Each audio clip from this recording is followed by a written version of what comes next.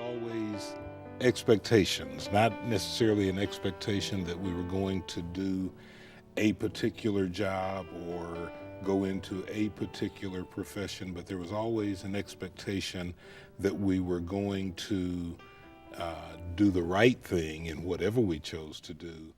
Welcome to Just Men, a life-changing program that resonates hope as well as encouragement. The program that gives you information and inspiration for the glory of God. I'm your host, Jeff Tate, and thank you for joining Just Men. On today's program, we have a very special guest. He's my friend and from my hometown, Knoxville, Tennessee. Please join us for the first time, Carlton Lewis. Brother Lewis, Judge Lewis, welcome to Just Men. Thank you. Thank you so much. I am thrilled to be here. Man, it's a tremendous blessing and pleasure for you to be on our program. And as I tell others, and I definitely tell you offset, that you add value to our program. I really appreciate you being on our program. Well, thank you. Ever since we first talked and you told me about the program that you have, the idea of just being able to reach out and give a message to young people in particular, but anyone who is looking for some hope. It's just something, it was an idea that just sat within me, and I've just had it on my mind the entire time, and I'm just so excited and so thrilled to just get a chance to just talk to people and hopefully give them some hope for their futures. Wow, that's beautiful. Yeah. And you said a very powerful word, hope. Yes. Many times people look at hope as though there's a birthright to hope.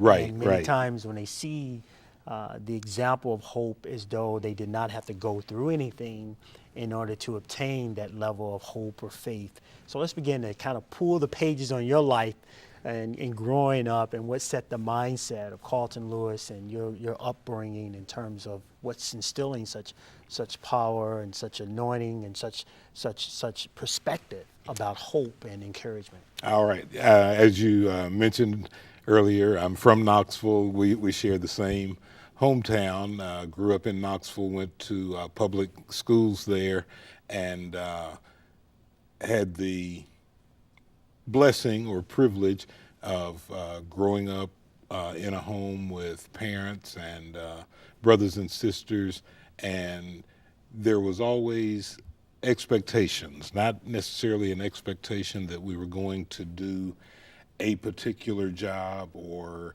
go into a particular profession, but there was always an expectation that we were going to do the right thing in whatever we chose to do, and we were going to do well or succeed in whatever it was. Both of my parents were laborers, and they instilled in not only myself but my brothers and my sisters that there's nothing wrong with doing labor. There's nothing to be ashamed of. We were always taught that you should always strive to make honest money. Whatever you do, just do it. Do something that is honest, and by doing it honestly, there's honor in that. So as a young child growing up, I guess I felt comfortable, or there was confidence in me because I knew that I had the support of family and friends, and we were fortunate, my brothers and my sisters, in that we were raised by two parents who believed in God and went to church, and we were expected to be associated with a church congregation. So we were sort of pushed along and dragged along and pulled along all of our lives, but we had structure and we had guidance.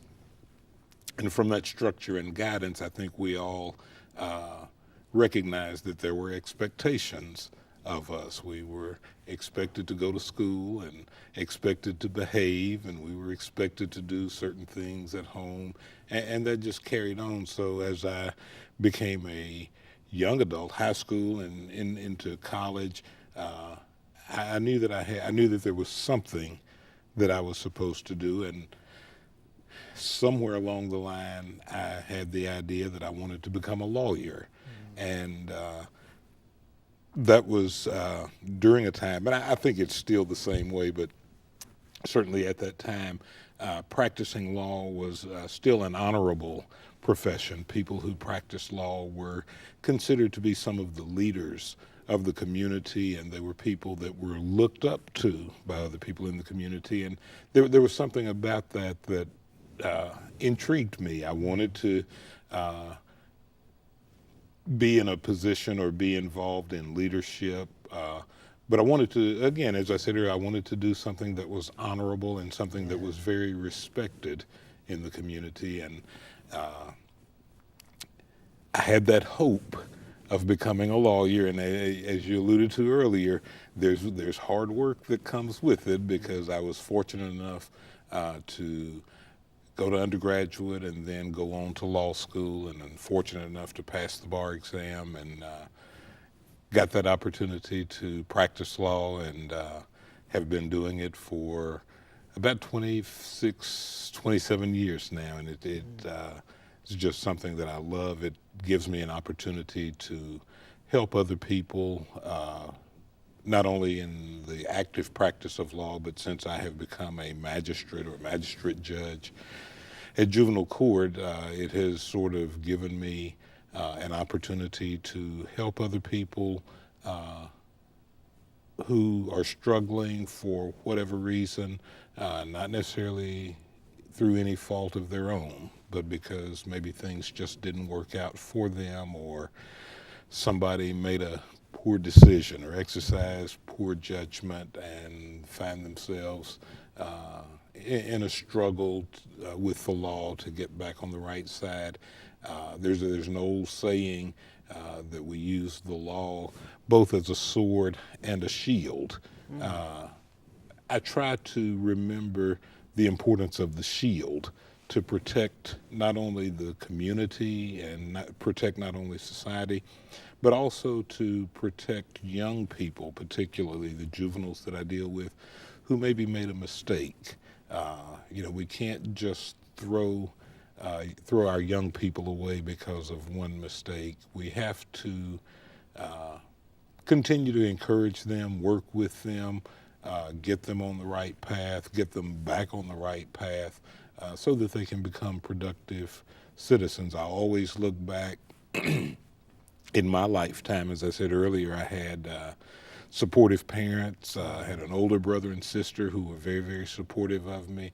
But I also had other people in the community, church members, neighbors. I was fortunate enough to play Little League sports and sports all the way through high school.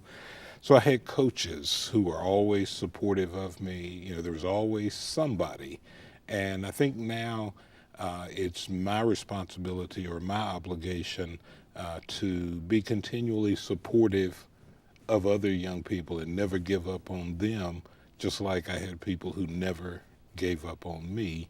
And I think that's probably one of the great joys that I get from the work that I do. It doesn't necessarily come immediately, but I've had situations where people, young adults, have come up to me, maybe at the grocery store or just somewhere out in the community, and while I will not always recognize them right off, they recognize me, and they are so proud and so pleased to let me know that their life's going in a positive direction. Wow.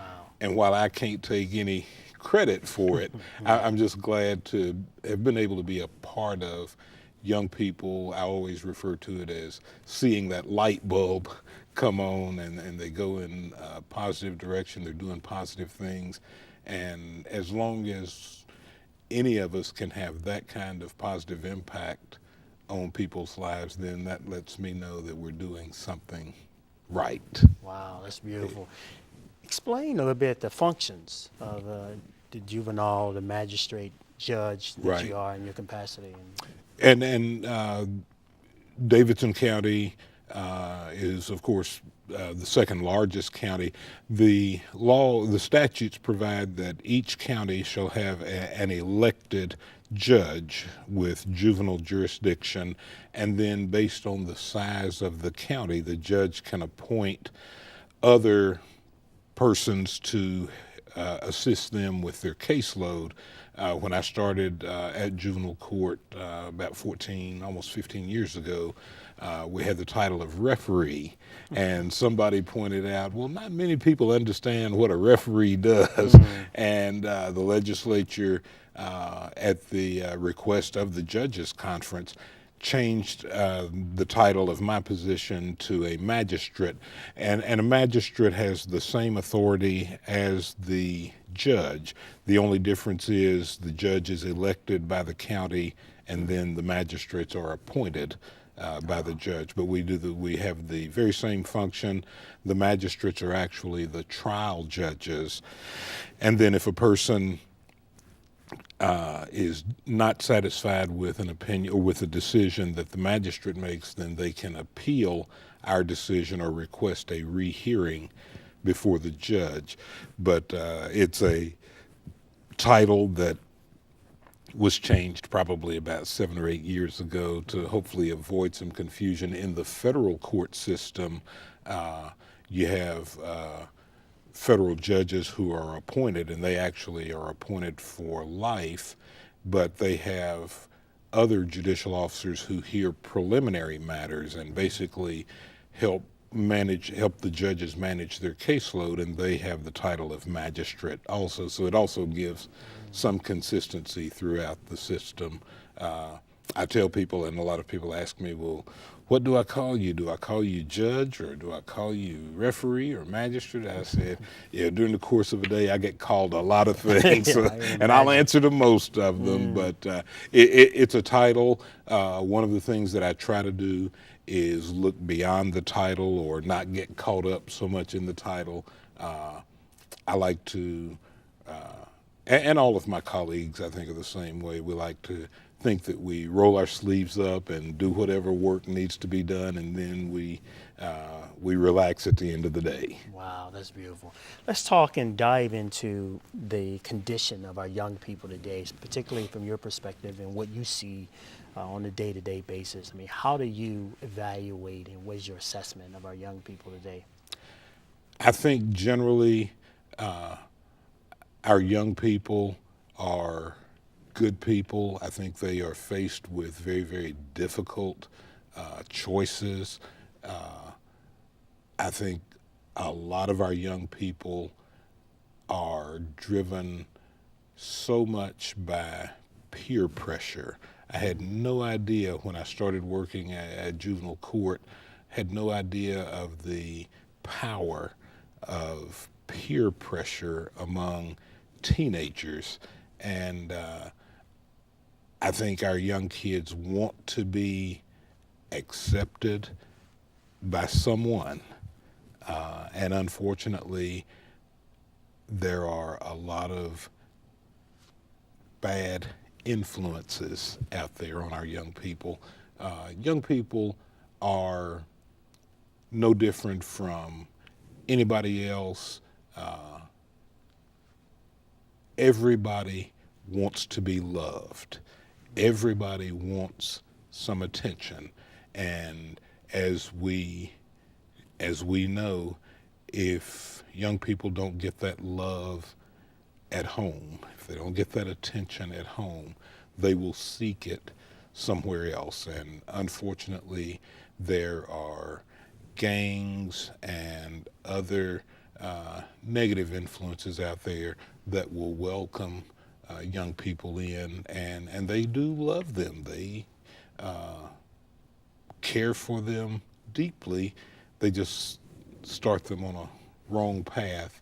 And but I think as a general rule, and it's been my experience for the entire time that I've been at juvenile court, our young people are crying out for guidance, structure, boundaries. They want someone to set boundaries for them so that they will know that they'll know how far they can go, and they know there's a line out there not to cross over. One of the problems that I see, and it causes me great concern, is the fact that so many parents are interested in keeping their children happy and they try so hard to become their child's friend rather than the person who sets boundaries and guidelines and structure. And I try to tell parents all the time, don't try to be your child's friend, be your child's parent. And while they may not like you at that moment, at the end of the tunnel, when they go into adulthood, they will love you. Now, they'll respect you if you're consistent with your discipline and your guidance and your structure. They're not going to like you.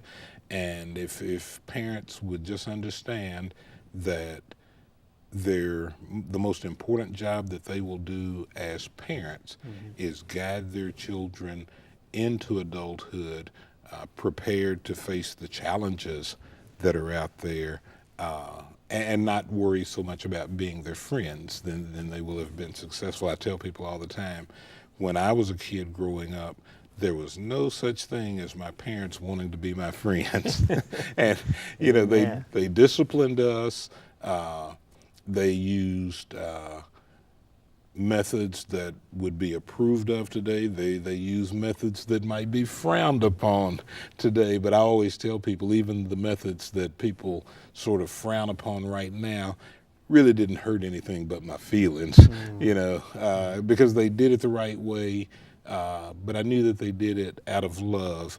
And as I got a little bit older, probably too big for them to take me to the wood pile, the physical wood pile, they had instilled within me that mental or psychological wood pile. And what I mean by that is I knew as a teenager and going on into young adulthood, there was something that you just did not do, and that was you did not bring shame on your family name. That was just that was just a horrible thing to do. It was to embarrass your family by doing something that you had no business doing and things like that. So we got the guidance and the structure, and we got a trip or two to the woodshed as little kids, but we learned from that. And I never had a doubt in my mind about whether my parents loved me, even when they had to physically disciplined me on those few occasions. Never had any doubt that they loved me. And as I got older, I began to realize these are things that I never knew existed, but they were trying to keep me away from those things. So I'm so blessed and so fortunate, really, that I had parents who were determined to do what they felt they were supposed to do to make sure that they sent good kids out into the world. So what I want to do, what I hope to do, what I try to do in my job is really to help parents, round their kids up, give them the tools that they need so that when they do go out into the world, they're good kids. And I think kids generally want to be good kids. We as adults have to continuously set good examples for kids. We have to explain to them in ways and terms that they understand. This is what is expected of you, and this is why. These are the alternatives. There's nothing good that's going to come out of this type of behavior or that type of thing. Generally, young people listen. They struggle, and we know that it's not a overnight job, so we just can't quit. We just can't quit. The Bible teaches, Jesus taught when he was asked, if my brother or my neighbor sins against me, how many times should I forgive him? And 7 times, and 7 times, 7 times. Just you never stop forgiving. We can never stop working with our young people. We can never give up on them. We have to instill within them that sense of hope. We have to let them know, I don't care what you have done, there's still something out there for you. One of the people that I truly admire is Judge Greg Mathis. Judge Mathis grew up in Detroit, was affiliated with a gang. He'll tell you he was doing everything that he thought he was big enough and bad enough to do. And he'll tell you it's a wonder he hadn't gotten killed doing some of the crazy things that he did. But there were some people in his life who saw something in him, and they stayed on him, and they stayed on him, and they stayed on him. And he finally saw that there was something that he was supposed to be doing. And he went on to law school, practiced law, and now he's a judge and is able to share his story with other young people. Yeah, there's an old saying that nobody really cares how much you know until they know how much you care. Wow. And with Greg Mathis, young people in the Detroit area who know his story, they know that he can relate to them because he has done a lot of the same things. He's been out there, and he came in, and now he's able to share his experiences with a lot of young people. And I just want to be able to share whatever knowledge I have or whatever ideas I have with young people, and I want to be there to listen to them. That's one of the things that I have found, that no matter how much we talk to young people and preach to them and lecture them, we also have to stop and listen because they have something to say as well. And I think that is as important as anything else. We have to understand, people of my generation have to understand the language of the younger generation. And we have to understand how they see things, and we have to be able to relate to them on their level and then bring them to a higher level. Wow. So there are challenges out there, Yeah. but if we don't look at it as a job, and I tell people all the time, since the day I started practicing law, I've never had a job in my life because I never looked at what I do as a job. I looked at it as an opportunity. When I was practicing law, this is what I always wanted to do. And then when I got a chance to become a referee or magistrate judge, I saw very early on that I could have a very, very positive impact on people, or I could be a very, very negative impact. And I chose to try to be as positive as I can. Like I said earlier, there were people that helped me, and I think it's my responsibility to give back by helping others who maybe haven't had life as good or as easy as maybe I had it. I had a struggle, but when I look at other people, I know that my struggle was nothing compared to what they are going through. Yeah, that's good. That's beautiful. I know that it's interesting you would say about peer pressure, and I know one of the things we've had many men on our program, and they talk about trying to break away from that trap, that in terms of living up to expectations of others. Right, yeah. And never coming into their true identity and their true sense of self and structure. And one of the things that a lot of men talk about is that the most valuable thing that I missed from my childhood was the presence of my father or the presence of my mother, the time with them. Yeah. And that's one of the things that many families now are doing, is selling off their time. They work 3 or 4 jobs or whatever. So the children are raising themselves, and they give them everything, but they don't give them their time. They don't give them that time. They don't give them that time. Yeah. And so as an advocate, as you are in terms of help developing young minds and so forth, what is it? I mean, what can we do to combat the issues that young people are facing, and as well as to bring ourselves in right position as an adult to model? One of the things that we have to do, and when I say we, I'm really talking about the judicial system as a whole. Unfortunately, for a lot of people, they have nothing but bad experiences with the juvenile system. We see men who are giving the mothers of their children money for support, and if the mother has received any type of government assistance, then the government is going to seek reimbursement. So quite often they will file suit against the father asking for payment of the child support, and the fathers will say, well, I'm giving her X amount of money every week or every 2 weeks or whatever. And they say, well, that's too bad, but we paid her all of this, so now as the father, you owe this. And a lot of times these men are not making enough money to pay these financial obligations, and quite often they see themselves in jail as a result of, it's as a result of being poor. And what the court system, in my opinion, has to do is create a pathway where men are not afraid to be physically in the presence of their children. They're not afraid that the police or the court system's going to show up and lock them up. We have to make a distinction between those parents who want to provide financially for their kids and those who just don't care, and where we can help build relationships within the family.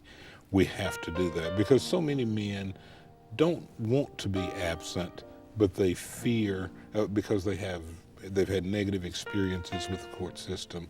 They fear being around, and we've got to, as the professionals, find ways to foster relationships between parents and children, and also look for ways for fathers to provide financial support. Rather than lock fathers up because they're unable to pay, we need to empower them with job skills and other things so that they can find a job and know that they can have a relationship with their children and not fear going to jail.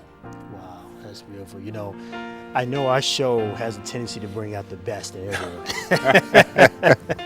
in terms of just men, and I know probably those who have come into your presence always feel that they are not beaten down, but inspired and lift up. Last words of encouragement. I want